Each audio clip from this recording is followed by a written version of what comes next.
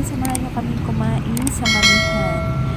So guys, kakain na lang kami dito kasi nga po ay late na kami nakapag-out at wala na talagang oras pang magluto para sa dinner. So ngayon kakain na lang kami dito kasi alam naman namin na yung mga tao sa bahay tapos na silang kumain, so kami na lang dapat yung kumain.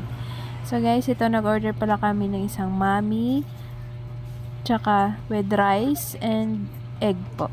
Syempre may soft drinks. Di mawawala yung soft drinks. Mas masarap talaga siya pag may soft drinks. So yun na nga guys. Pati naabutan namin tong mamihan dito sa labas.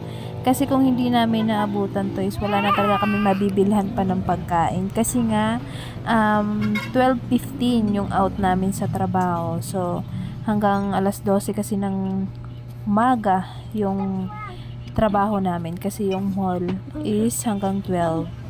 So ito na lang yung nadadatnan namin lagi pag pauwi na kami. Wala nang mga open pa na mga karenderya. So minsan yung kinakain namin dito is lugaw. Lugaw kasi nila yung 40 pesos mo sobrang dami na at sobrang daming laman. So sulit na din yung 40 pesos mo. Ito naman, yung in-order naman namin ngayon na mami with rice is 45 pesos lang din naman. Kaya okay na din siya, sulit. At marami din naman yung noodles nila sa mami. Ayan guys, so yung kasama ko is may baon pa siyang kanin. Kasi yung baon niyang kanin sa trabaho din niya naubos kaya ngayon niya kinain. So kaya ayun, sulit na sulit yung 45 pesos namin dito. Okay na din to.